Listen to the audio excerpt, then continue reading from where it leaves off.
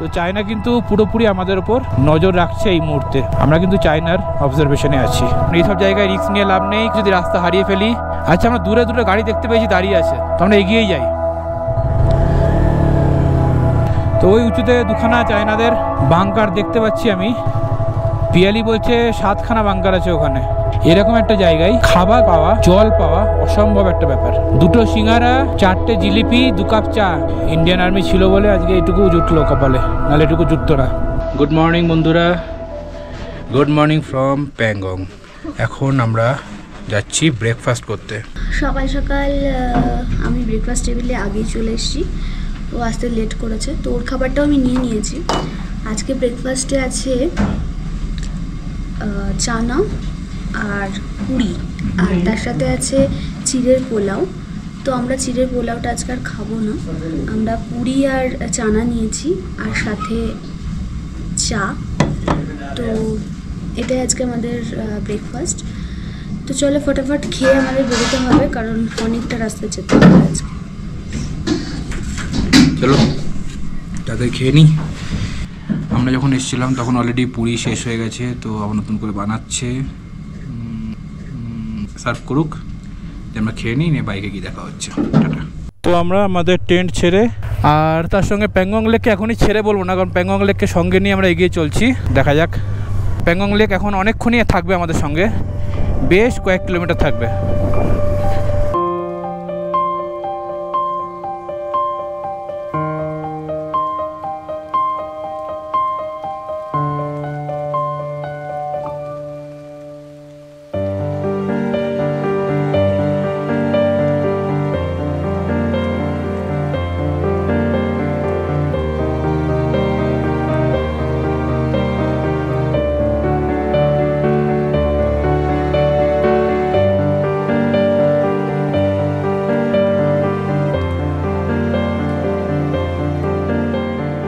Finally আমরা বেরিয়ে পড়লাম প্যাংগং লেকে। আমরা যেখানে ছিলাম সেই জায়গাটা ছেড়ে।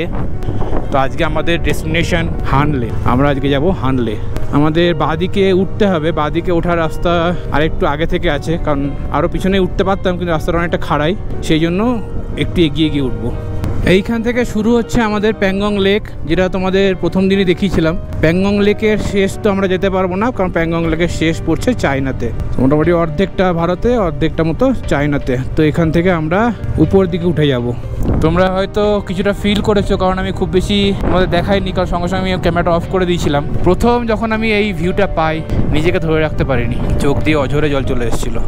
আধ ঘন্টার উপর আমি সামলাতে পারিনি নিজেকে এই ভিউটা দেখার পর, কারণ তার আগে যে কী পরিশ্রম হয়েছে সেটা একমাত্র আমি জানি। সেই পরিশ্রমের পরে এরকম একটা ফল পাবো সেটা আমি কোনোদিন আশা করিনি। তো আমরা চলে এসেছি প্যাংগং লেকের একদম স্টার্টিংয়ে। এখান থেকে আবার আমরা উল্টো দিকে ইউটার্ন নেব, ইউটার্ন নিয়ে উপর দিয়ে বেরিয়ে যাব সোজা হানলের দিকে। কি অসাধারণ জলের কালার। আমরা এখান থেকে নিয়ে নেব ইউটার্ন বাঁ দিকে।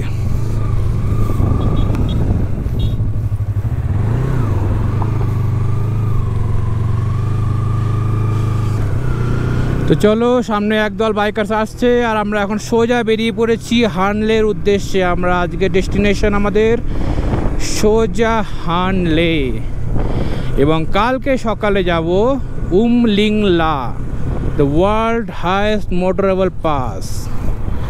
1 নম্বর এখন উমলিংলা, খারদুংলা হয়ে গেছে সেকেন্ড। তো কালকে আমরা যাব উমলিংলা, আজকে গিয়ে পৌঁছাবো হানলে। প্যাংগং লেককে পাশে নিয়ে আমরা এগিয়ে যাই।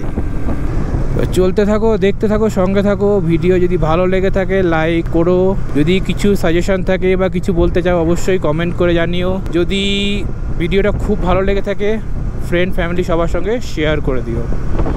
সবাই একটু দেখুক, আমাদের চোখ দিয়ে না হয় দেখুক। যারা আসতে পারে না বা উপায় নেই কোনো কারণে, তারা অ্যাটলিস্ট ভিডিওটা দেখে তো শান্তি পাক, কারণ এটা শান্তি পাওয়ার মতনই জিনিস।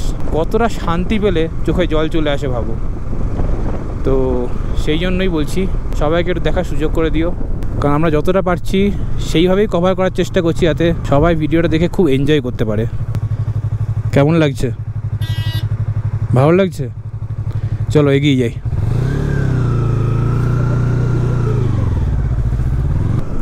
তো চলো এই বিউটি এনজয় করতে করতে আমরা কিছুটা এগিয়ে যাই, কারণ সামনে বিউটি মোটামুটি বেশ কিছুক্ষণ একই রকম পাবে। তো একটু হালকা করে স্কিপ করে যাচ্ছি।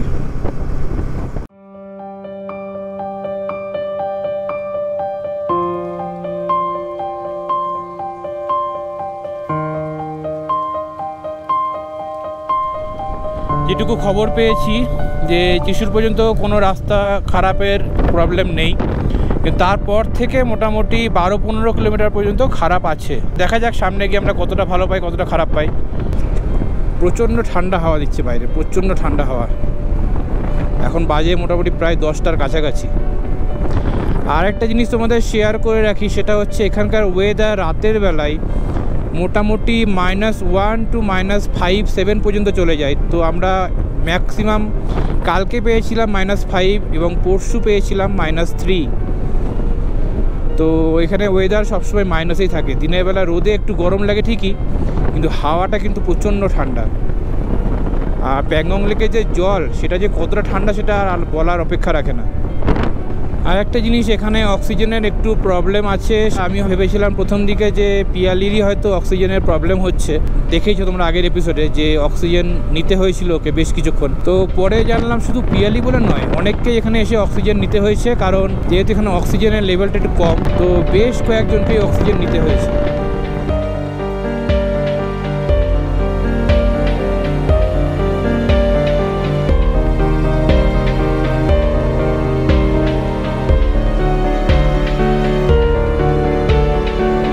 এখান থেকে 6 কিলোমিটার, আমরা এরপর মান ভিলেজ ক্রস করব, তারপর মেরাক, দেন সোজা ত্রিশূলের উদ্দেশ্যে রওনা হব। প্রচণ্ড ঠান্ডা বাইরে, প্রচণ্ড ঠান্ডা। এখানে আস্তে আস্তে ফিল করছি ঠান্ডাটা, গ্লাভসের ভেতর দিয়ে ঠান্ডাটা ভেতরে ঢুকে যাচ্ছে। তো আমরা সামনে পৌঁছে গেছি মান ভিলেজ। এবার বিউটিটা দেখো,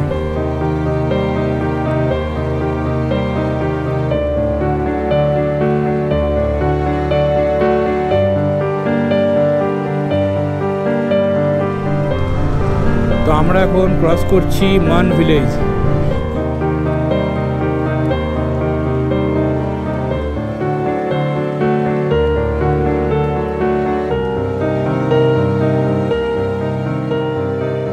জলের কালারটা এই জায়গাটায় অসাধারণ লাগছে।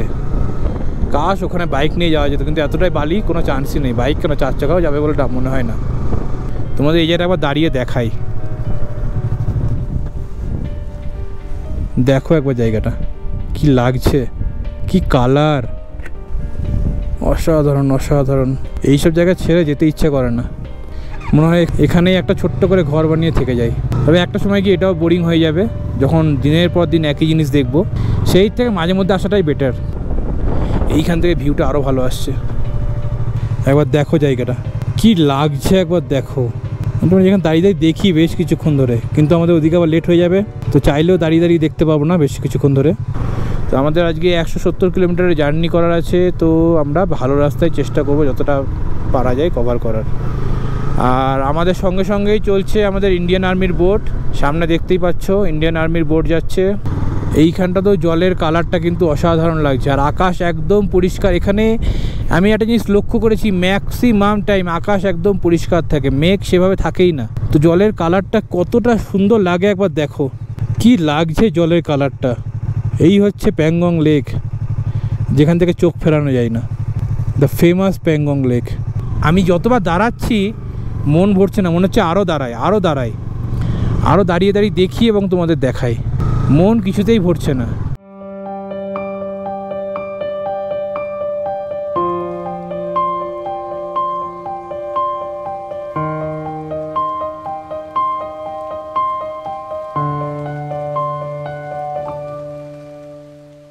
দেখো স্বর্গ, স্বর্গ। এটা কোনো লেক নয়, এটা পুরো স্বর্গ।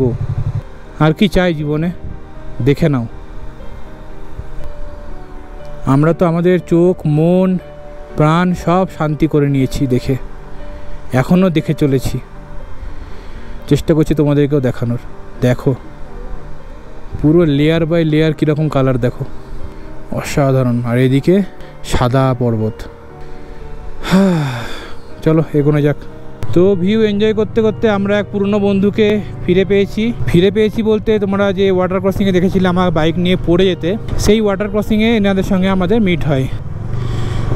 তো একজন এনারা রাশিয়ান আর একজন আমাদের মায়ানমারের বন্ধু, মায়ানমারের মহিলা, যিনি এই মুহূর্তে ভিডিও করছেন মোবাইলে। তো ভালো লাগলো, অনেক দিন পর ওনাদের দেখলাম, একই সঙ্গে চলেছি আবার একই পথে। সিন দেখো, আর তার মধ্যে এই সিন দেখো, কি বলতে হয় এদেরকে, এত সুন্দর একটা পরিবেশ নোংরা করতে এদের একটু বিবেকে লাগে না। কি অসাধারণ ভিউটা একবার দেখো, কি লাগছে।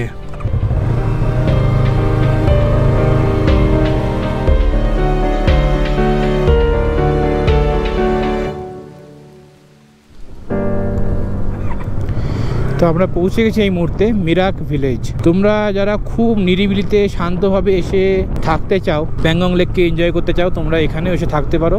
আরেকটা জিনিস, এখানে যতদূর আমাদের শোনা, এই জায়গাটা অনেকটাই সস্তা পড়বে তোমাদের প্রথম দুটো জায়গা থেকে। স্পিনবিক বা আমরা ফার্স্ট যেখানে ছিলাম প্যাংগং লেকের একদম স্টার্টিংয়ে, এই দুটো জায়গার তুলনায় এখানে তোমরা অনেকটা সস্তায় পেয়ে যাবে হোমস্টে। তো নিরিবিলি জায়গায় প্যাংগং লেককে এনজয় করতে চাইলে এটা একটা খুব ভালো অপশন। অলরেডি 10:40 বাজে, এখন আমাদের যেতে হবে অনেকটা রাস্তা, 140 কিলোমিটার যেতে হবে এখনো। বাবা, জায়গাটা কতটা উঁচু দেখে তো মনে হচ্ছিল না, সেকেন্ড গিয়ারও গাড়ি উঠতে চাইছে না। তো এই রাস্তাটা আমরা এখন যেটা যাচ্ছি, এটা কিন্তু গুগল ম্যাপে নেই, তোমরা দেখতেই পাচ্ছ আমরা এখন নাকি ফাঁকা মাঠ দিয়ে যাচ্ছি। এটা কিন্তু গুগল ম্যাপে নেই, গুগল ম্যাপে আছে ওই ধার দিয়ে একটা রাস্তা যাচ্ছে, সেই পুরনো রাস্তা, যেটা কিন্তু সম্পূর্ণ ভাঙাচোরা। তো গুগল ম্যাপটা ফলো না করে একটু রাস্তাটা ফলো করো, তাহলে বেটার হবে, তোমরা বেটার রাস্তা দিয়ে যেতে পারবে। এই রাস্তাটা গুগল ম্যাপে নেই ঠিকই, কিন্তু রাস্তার কোয়ালিটি তোমরা দেখতেই পাচ্ছ। বাঁদিকে রাস্তার কোয়ালিটি ছাড়ো, রাস্তাই নেই। তো ওই দেখো বাঁদিকে যে রাস্তাটা দেখতে পাচ্ছ, কি সুন্দর গাড়ির চাকার দাগের যে রাস্তাটা আছে, ওইটা হচ্ছে গুগল ম্যাপ শো করছে। আর আমরা যাচ্ছি পাহাড়ের মাঝখান দিয়ে, কোনো রাস্তা নেই। এইখানে এসে মিশছে ওই রাস্তাটা। তো আমরা আবার চলে এসেছি গুগল ম্যাপের রাস্তায়।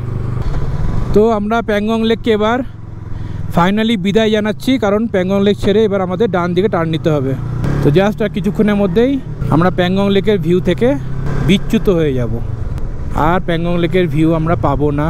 জানি না আবার নেক্সট কবে আসবো প্যাংগং লেক, অপেক্ষায় রইলাম। খুব তাড়াতাড়ি আসার ইচ্ছা আছে, দেখি কবে আসা যায়। আর কিছুটা এগিয়ে গেলেই ওইদিকে চায়নায় ঢুকে যাবে প্যাংগং লেক, আর আমরা এখান থেকে নিয়ে নেবো রাইট টার্ন। প্যাংগং লেকের ভিউ আর দুই একবার হয়তো পাওয়া যাবে যখন রাস্তাটা একটু বাঁদিকে টার্ন নেবে, আর কিছুক্ষণ পর থেকে সেটাও পাওয়া যাবে না। তো দেখতেই পাচ্ছ এবার আমরা সোজা বেরিয়ে যাব সামনের দিকে, আর বাঁদিকে থেকে গেল আমাদের প্যাংগং লেক। ফাইনালি প্যাংগং লেককে জানাচ্ছি টাটা, বিদায়। সোজা রাস্তা বেরিয়ে যাচ্ছে আমাদের পাহাড়ের মাঝখান দিয়ে, পাহাড়ের ঢালে ঢালে। মনটা খুব খারাপ হয়ে গেছে, কারণ অলরেডি আমরা প্যাংগং লেককে ছেড়ে বেরিয়ে চলে এসেছি। প্যাংগং লেকের ভিউ আর পাবো না। ধুধু মরু প্রান্তরের মাঝখান দিয়ে আমরা এগিয়ে চলেছি সামনের দিকে, কোথায় গিয়ে উঠবো জানি না, তবে এই রাস্তাটা সোজা চলেছে ত্রিশুলের দিকে। তো আমরা এখন যাচ্ছি ত্রিশুল। রাস্তাটা দেখো এবং আশপাশের পরিবেশটা দেখো, কেউ নেই, কিচ্ছু নেই, ফাঁকা মাঠ, আর মাঝখান দিয়ে এঁকে বেঁকে চলেছে সুন্দর একটা রাস্তা।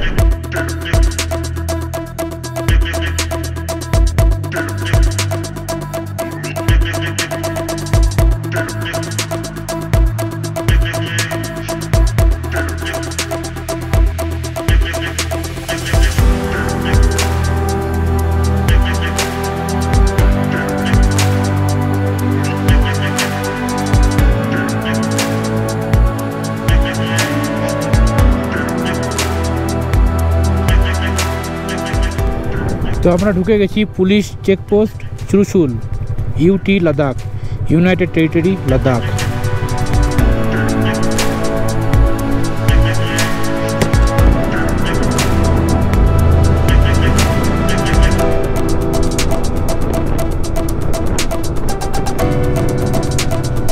জিওলে। তো আমরা এখান থেকে ডান দিকে নিয়ে নেব। তো আমরা প্যাংগং লেকের যে রোড, সেই রোড ছেড়ে এবার মেন রোডে উঠতে চলেছি, যেটা টাংস্টে থেকে ডাইরেক্ট ত্রিশুল হয়ে হানলের দিকে যাচ্ছে। আমরা পেয়ে গেছি সেই রোড, ডান দিকে চলে গেল টাংস্টে, আর আমরা যাব সোজা হানলের দিকে। চলো এখানে উঠে একটু দাঁড়িয়ে নিই, দাঁড়িয়ে একটু 2 মিনিট রেস্ট নিয়ে নিই। আমরা এই মুহূর্তে আছি ত্রিশুলে। ত্রিশুল এটা পুরো মিলিটারিদের একটা বেস, আর তার সঙ্গে সঙ্গে এখানে আছে Trishul war memorial, tourist help desk. Sir Hanle bridge 4 जन आगे ब्रिज जाएगा। हाँ सीधे हाँ ब्रिज जाएगा। ओके चले जाना सीधे। Thank you sir. তো আর্মি ক্যাম্পের ভেতর দিয়ে হানলে রাস্তা, ভেরি গুড। ওয়ান্স এ ত্রিশুল ওয়ারিয়ার, অলওয়েজ এ ত্রিশুল ওয়ারিয়ার।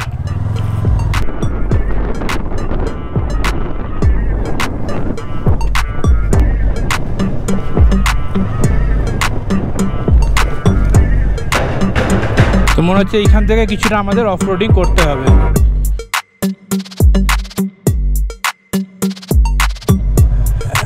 অ্যাবাউট অফ ত্রিশুল রিভার, কি সুন্দর বাউন্ডারি বল, দেখো কি অসাধারণভাবে পাথরগুলোকে সেট করেছে, ভাবা যায়? তোমাদের যদি এরকম পাথর দেওয়া হয় সেট করতে পারবে? অবশ্যই কমেন্টে জানিও। কি সুন্দর সিঙ্গেল লেয়ার, কিন্তু এমন নয় যে খুব মোটা করে বানিয়েছে, তা নয়।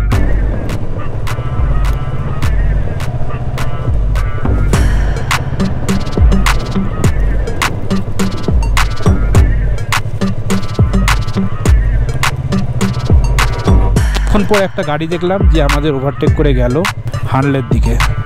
আর এখান থেকে রেজাংলা কুম্ভন মেমোরিয়াল 10 কিমি।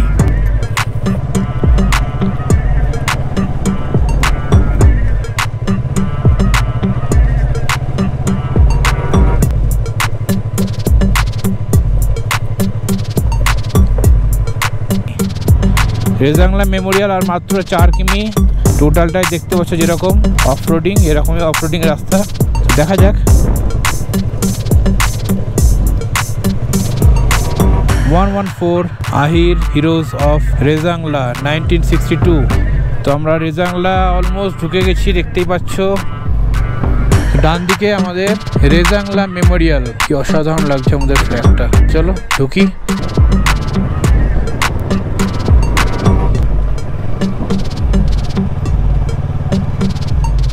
তো এতক্ষণ তো আমরা পুরো রাস্তাটা একাই আসলাম, কিন্তু এখানে পৌঁছানোর পর দেখো কত গাড়িও আছে, কত বাইকও আছে। তো আমরা শুধু একাই নই, আরো অনেকেই আছে এই রাস্তা। এই রুখা সুখা পাহাড়ের মাঝে করে দিয়েছে আমাদের বাইক পার্ক, আরো প্রচুর বাইক পার্ক হয়ে আছে। আর পিয়ালি এখন নিজেকে দেখতে ব্যস্ত।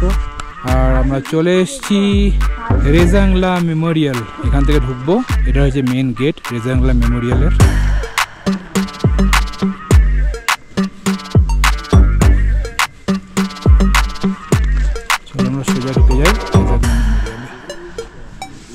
तो আমরা এখন ঢুকে গেছি রেজাংলা ওয়ার মেমोरियल। सबसे पहले तो आपका रेजांगला बार मेमोरियल में आपका सर हार्दिक स्वागत है सर, वेलकम है सर। ये जो बार मेमोरियल है 1962 की जो वॉर हुई थी इंडिया और चाइना के बीच में, जिसमें 13 कुमाऊं रेजिमेंट के 114 जवान शहीद हो गए, उनको सर याद रखने के लिए ये स्मारक बनाया गया था सर। उस टाइम अहीर धाम और मेमोरियल बनाया गया था। अभी सर 2021 में इसका रीइनोवेशन हुआ है सर, जिसमें मेजर 47 में audio visual hall Rezangla galleries Ahir Dham और मेमोरियल बनाया गया सर। ये सर रेजांगला जहाँ पर ये वॉर हुई थी सर 1962 की जो वॉर हुई थी, वहाँ पर सर ये वॉर हुई थी सर। यहाँ पर आपको अभी छोटे छोटे पत्थर टाइप वो बंकर दिखाई दे रही होंगी सर। अच्छा, हाँ हाँ हाँ, राइट साइड में। जी सर, है ना सर। हाँ। तो सर 1962 को जो सर वॉर हुई थी 18 नवंबर को, ठीक है सर, सुबह अच्छा। 4-5 बजे वॉर हुई थी सर। लगातार 16 घंटे तक ये चलती रही सर। 113 জওয়ানদের এখানেই অন্তিম সংস্কার করা হয়েছিল। আর একজন মেজরকেই খালি রাজস্থানে পাঠানো হয়েছিল, বাকি সবাইকে এখানেই অন্তিম সংস্কার করা হয়েছিল। আর নিয়ে যাওয়ার মতো অবস্থায় ছিল না, কারণ 3 মাস ধরে মৃতদেহগুলো পড়ে থাকার পর কি অবস্থা হতে পারে একবার ভেবে নাও। আর মেন যে লড়াইটা হয়েছিল, ওই দূরে সাদা পাহাড়ের পিছনে যে কালো পাহাড়টা দেখা যাচ্ছে, কালো পাহাড়ের উপরে আরো ছোট ছোট বাংকার দেখা যাচ্ছে, ওইখানে শহীদদের দেহগুলো পড়েছিল 3 মাস ধরে।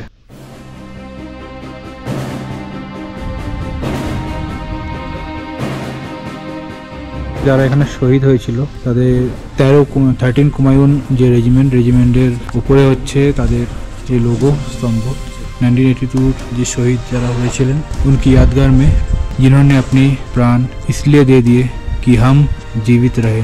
একদম বাস্তব কথা, যাদের জন্য আজকে আমরা এই ভূমিটা ধরে রাখতে পেরেছি সেই শহীদদের নাম। এইখানটা দেখে ব্ল্যাঙ্ক রাখা আছে আমার, যে একটা জিনিস মনে এলো বা মাথায় এলো, জানি না আরও কত শহীদ হবে আমাদের দেশকে রক্ষা করতে, তাদের নামও হয়তো ভবিষ্যতে এইখানেই লেখা হবে। তবে চাই না কখনোই যে সেরকম কিছু হোক। টোটাল 114 জন শহীদের নাম। এখানে যে পিলারগুলো আছে টোটাল 12খানা পিলার আছে, আর তার সঙ্গে মাঝের পিলারটা নিয়ে 13 নম্বর পিলার, কারণ 114 ম্যাট্রেস অফ 13 কুমায়ুন রেজিমেন্ট, তো 13 কুমায়ুনের 13 পিলার। আর যেহেতু 114 জন এখানে শহীদ হয়েছিলেন, পিছনে যে বড় আমাদের ন্যাশনাল ফ্ল্যাগটা আছে তার হাইটও 114 ফুট। Salute to our national flag. আর তার সঙ্গে পিছনে আছে যে 114 জন শহীদ হয়েছিলেন তাদের নামের ফলক। চলো আমরা আগে এগিয়ে যাই।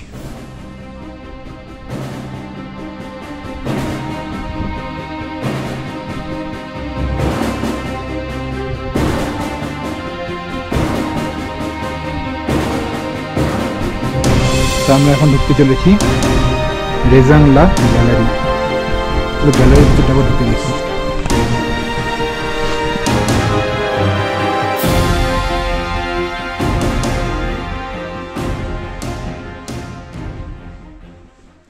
দূরে যে ছোট ছোট ঘরগুলো দেখা যাচ্ছে, লেফট সাইডের ইয়েলো কালারের যে বিল্ডিং গুলো দেখা যাচ্ছে ওগুলো ইন্ডিয়ার, রাইট সাইডে যেটা ব্লু গ্রিন যেটা আছে ওটা হচ্ছে চায়নার।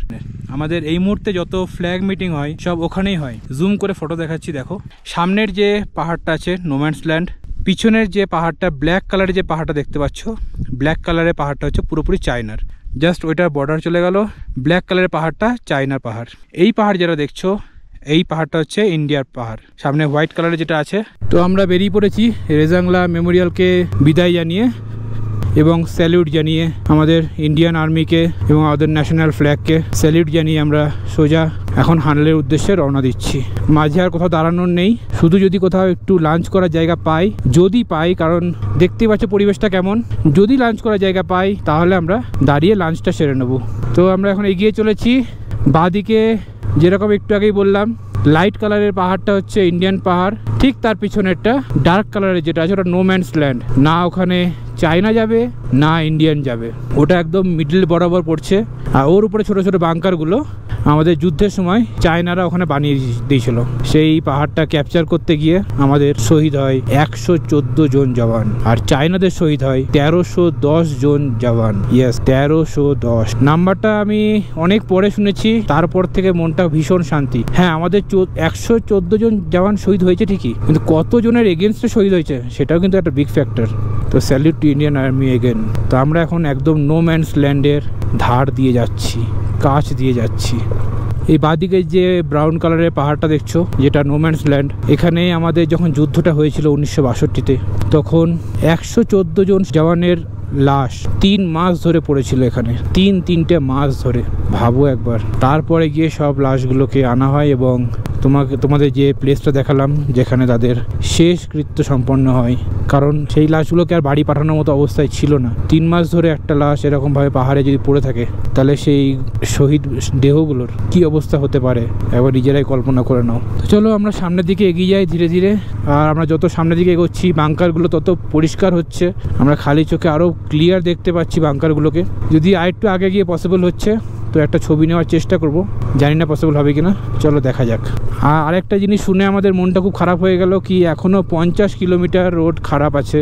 তো যেটা প্রথমে ইনফরমেশন পেয়েছিলাম 16 কিলোমিটার রোড খারাপ, সেটা কিন্তু নয়। তো এখান থেকে এখনও 50 কিলোমিটার রোড খারাপ আছে, টোটাল 65 কিলোমিটার 70 কিলোমিটার মতো রোড খারাপ। তো সেই খারাপ রোড দিয়েই আমাদেরকে ধীরে সুস্থে যেতে হবে।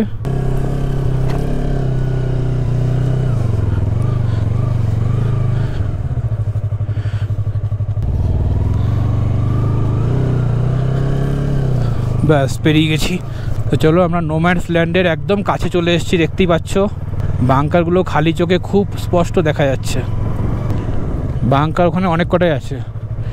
চলো দেখি একটু দাঁড়িয়ে একটা ছবি নেওয়ার চেষ্টা করি, কারণ গোপ্রোতে তো জুম হবে না। তো ছবি নিয়ে যদি তোমাদের জুম করে দেখাতে পারি তো সেটা একটু চেষ্টা করি।